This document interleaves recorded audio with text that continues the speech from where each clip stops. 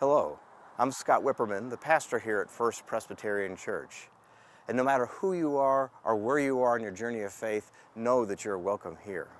We hope you enjoy today's service on this video, and we invite you to come join us for worship anytime that you would like, or join us in any of the other activities of the church. For more information about First Presbyterian Church, please visit our website at fpchelena.com or call us at 442-4775. God bless.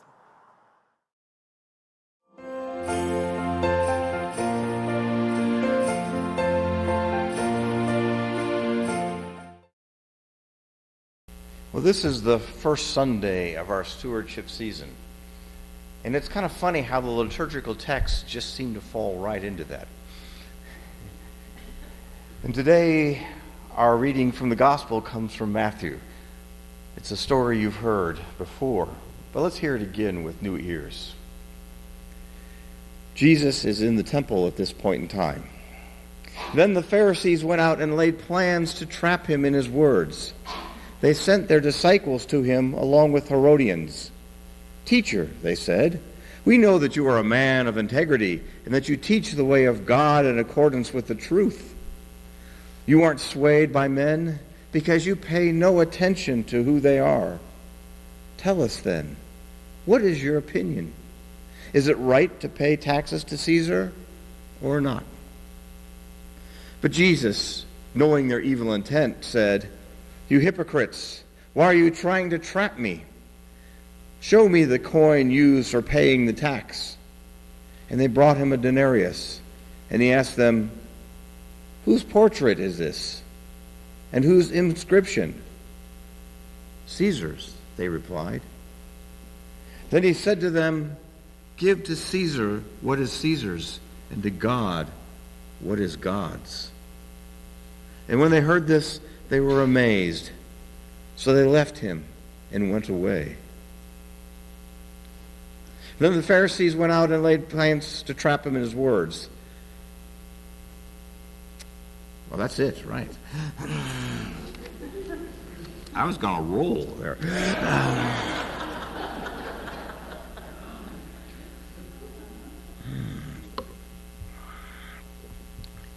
Well, earlier in Matthew, Jesus said, "For wherever your treasure is, there is your heart." And today I want to talk to you a little bit about budgets. It's an exciting topic, I know. It's up there on the top 10 of all conversation topics. But I want to say today that every budget is a moral document. Because every budget lays out what is important to us. It lays out what we value. It lays out the priority we're going to give to things, of what matters most to us and what matters least. Every budget documents our moral decisions. So this is not to say that every budget is high in morality, but it does say that every budget displays our moral decisions. And so some budgets may be more moral and some budgets may be less moral. But all budgets are a moral document. As I say, they lay out what's important. What do we include in our budget? What do we exclude? What has higher priority? What has lower priority? This shows us where our treasure is. It shows us where our heart is.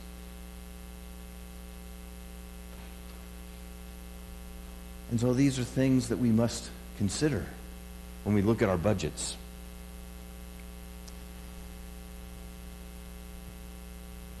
And so every budget, whether it's our nation's budget, whether it's a firm's budget, whether it's our church's budget, whether it's our personal budget, every budget is a moral document and says something about us, the ones who made that budget. Now, if we're concerned about what our budget might say about us, there's an easy answer to the problem. Just don't have a budget, right? If you don't have a budget, then there's not a document that documents where we stand morally on these things. And if we listen to those who practice in financial planning, people that do this for a living, they'll tell us that most of us probably don't have a budget, right? We kind of know those things that we have to pay. We have a pretty good idea of what those are, the rent or the mortgage, our car payment, insurance, utilities, and we kind of know roughly what that sum of money is. And then kind of everything else is in this slush fund, right? The money that's left over from that.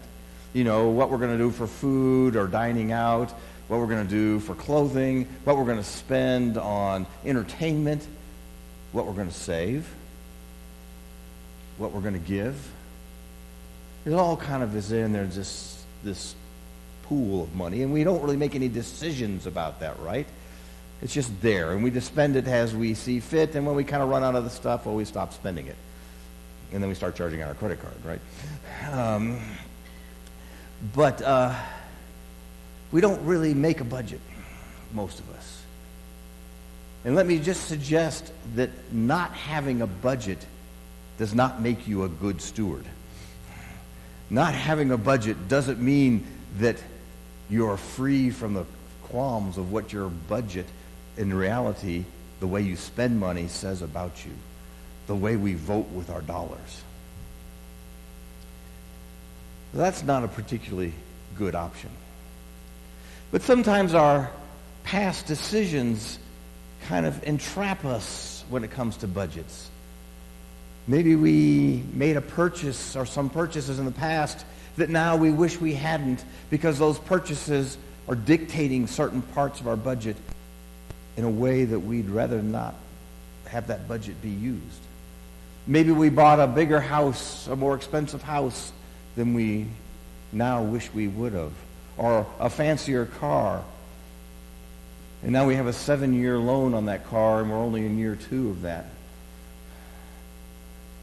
So we have to live through another 6 years to pay that off, to change things. Or we have to make some tough financial decisions, like of maybe selling the place that we live and moving into a place that's more modest, that doesn't cost as much. Hard decisions. Sometimes things that are difficult to do. So sometimes we're trapped by our budget. By this decision, we're trapped by decisions we've made in the past that dictate some of our budget and how it has to be spent now, that prevents us from laying out our budget the way we would like to lay it out, the way we think we should lay it out, what we think would be the right thing to do, how to be good stewards of the things that we have, to have a budget that shows good stewardship.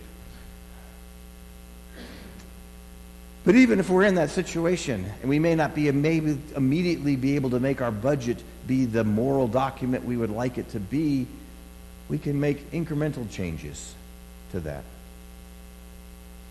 This church, our church, we used to be a tithing church. Tithing in the sense that 10% of our church's budget went to mission. But some number of years ago, maybe it was with the financial collapse in 2008 and 2009, we moved away from that. We weren't giving 10% of our budget, wasn't going to mission. In the past year, it was a little bit less than 4%.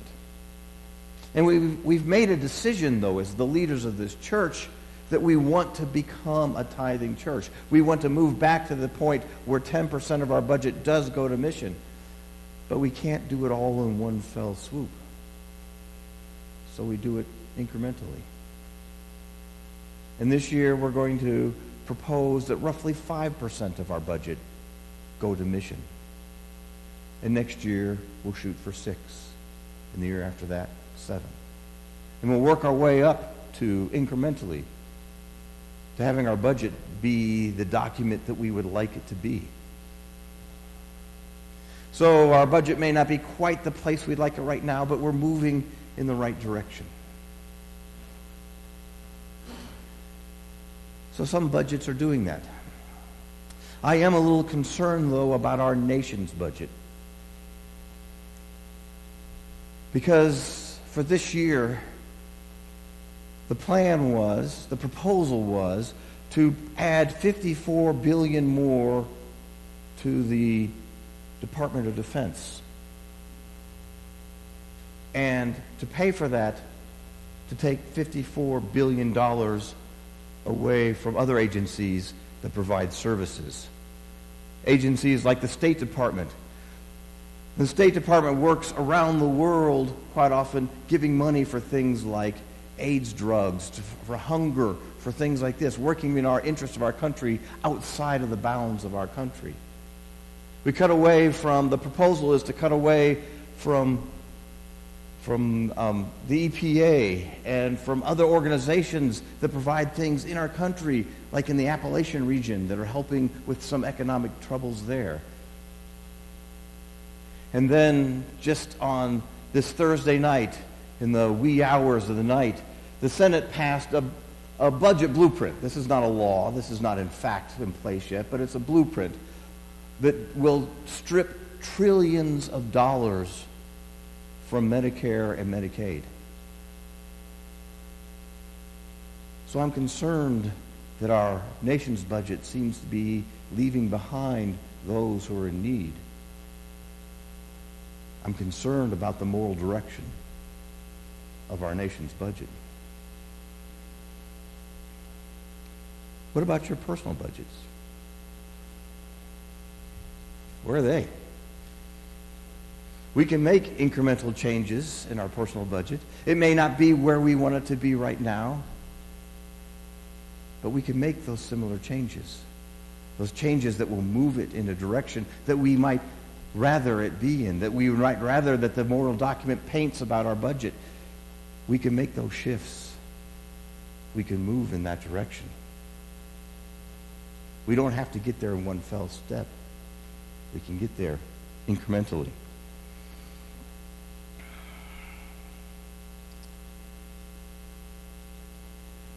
Now,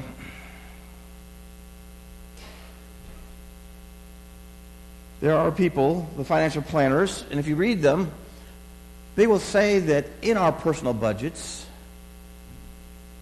we ought to look at living on 50 to 75% of what we earn, what we bring home.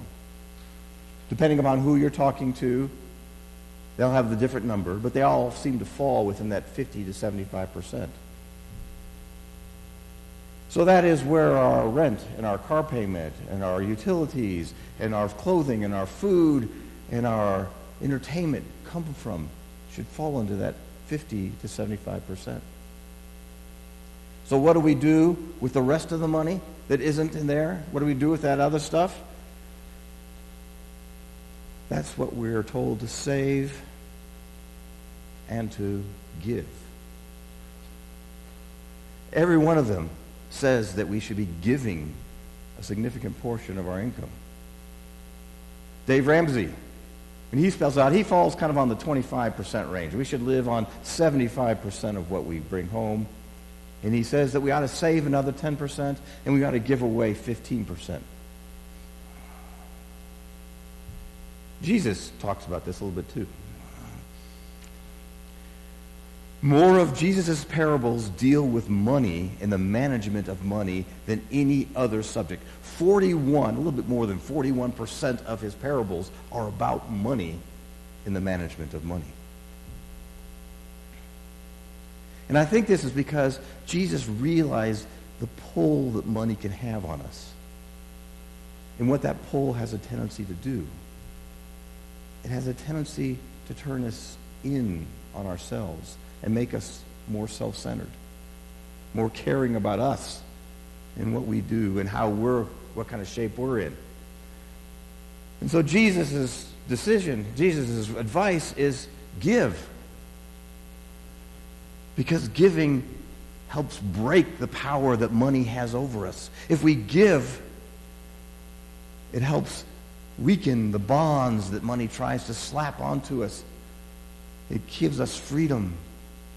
It helps us put in place the gifts of wealth that God has given us.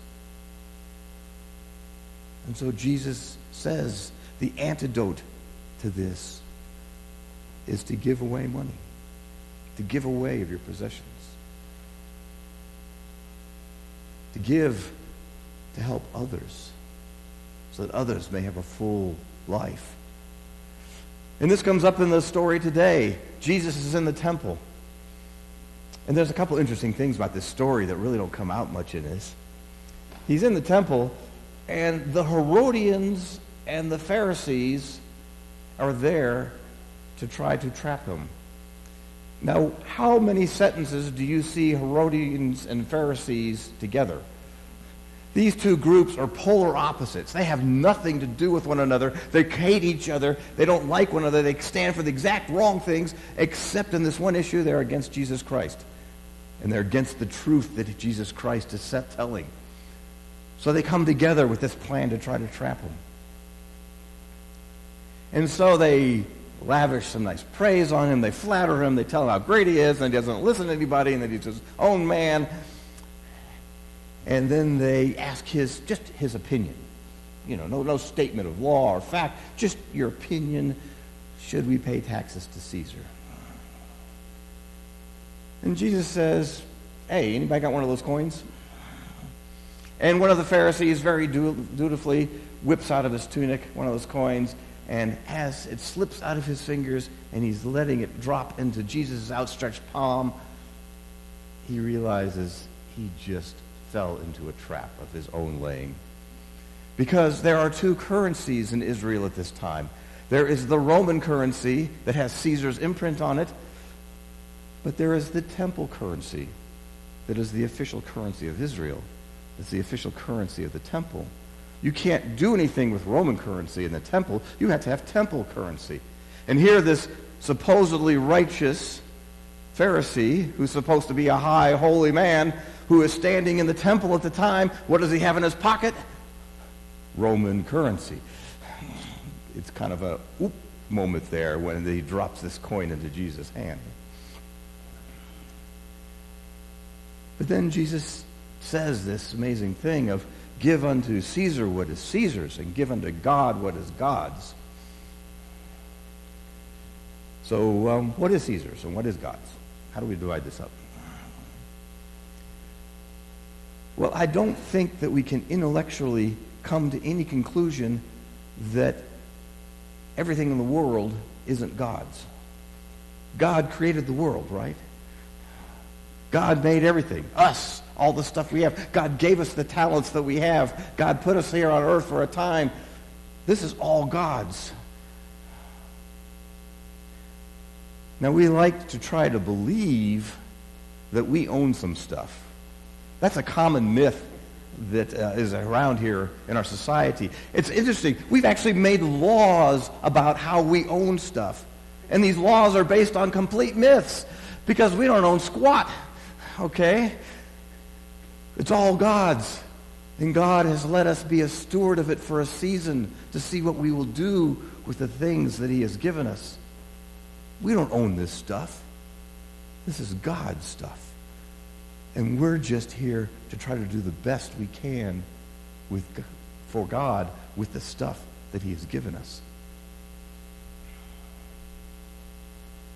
And so Jesus says one of those things to do is to not hoard it, is to give it away, to not spend it on ourselves, to not turn it into something that's self-centered, but then have us out looking as to where can we use these gifts that God has given us.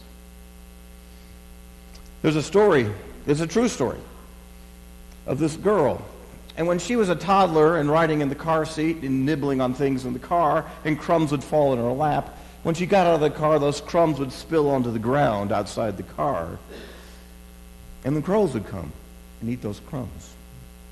And when she got a little bit older and she was walking to the bus stop to go to school, she'd be pulling the crust off of the bread in her lunch and tearing it up and tossing it out along the way. And the crows would come and eat those crumbs. And as she got a little bit older, she actually put a dish on a pole out in the backyard. And in this dish, she'd put peanuts or seeds or breadcrumbs. And the crows would come and eat that. And then something happened one day. She went out there and there was an earring in this dish. And a few days later, there was a little kind of jewel kind of colored thing in the dish. And a few days later, there was this little thing that said forever on it, a little emblem, like off of maybe of a bracelet or a necklace or something. And there kept being these shiny objects in her dish that the crows were bringing and giving to her. They weren't bringing old cigarette butts. They weren't bringing rusty screws. They were bringing things that they thought that this girl might like. They seemed to be going to the trouble of picking out and finding things that they could pick up and fly with and bringing them and putting in this dish. Presumably out of thanks for what she was putting in this dish for them. And if the birds can do this, if the birds can figure out what can we bring that would be pleasing to someone who is giving stuff to us, certainly we should be able to do that, should we not?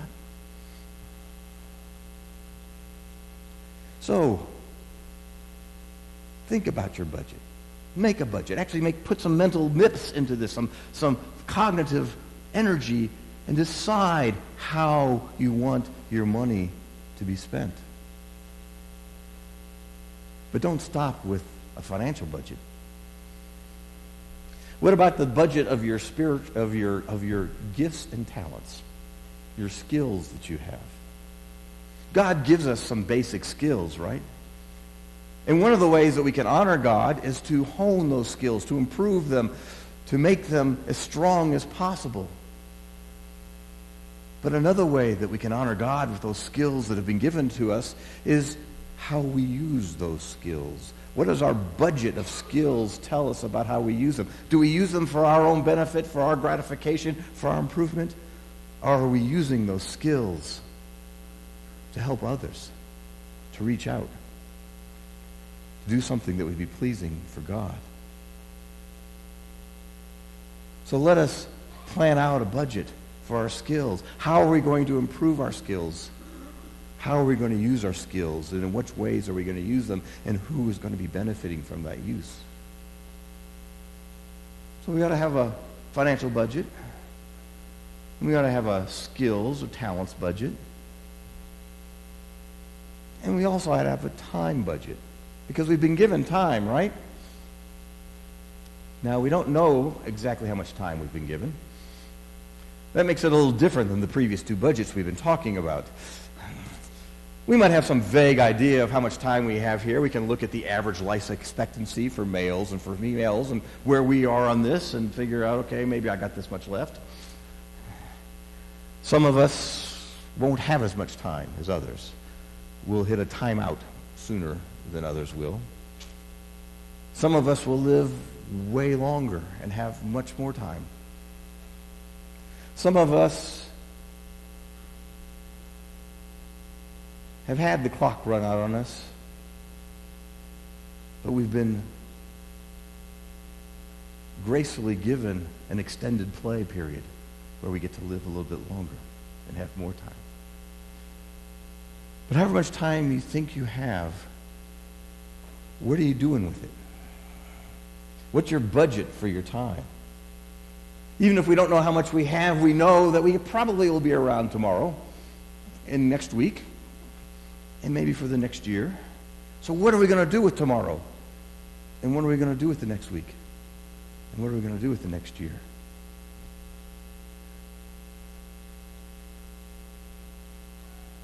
One thing I get to do as a pastor is kind of embarrass people. It's a fun part of being a pastor. Well, it's a nice, embarrassing thing. Don Cullen is in, from the best I can tell, every Friday, Don Cullen is down at the Red Cross Blood Donation Center checking people in. Every Friday. He's there and he welcomes people as they come in.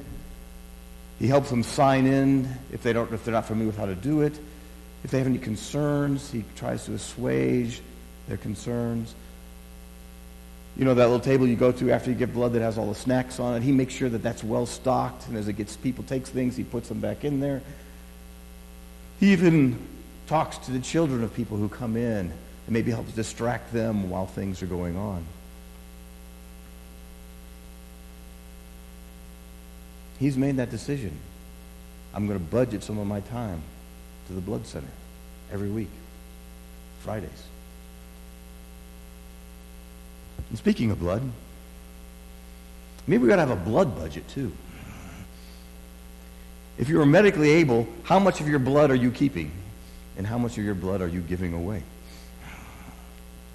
If you're medically able, do you give some of your blood away that others might have life?